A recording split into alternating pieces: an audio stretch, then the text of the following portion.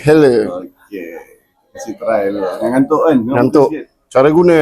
Why? Muka sekarang dah penat lah. Beraya semua kan. Sedut terus Tutup hidung sebelah, sedut. Mak. Kuat. Betul. Jadi. Jahat.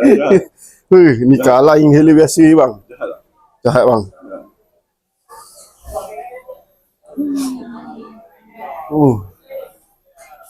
Lagi. Macam masuklah mata. Mana rasa? Rasa nafas tu lega. Suat lagi. Lepas tu dia macam ni otak kita bang. Dia bangun dengan otak kita. Dia bangun ke otak. Okey, layan.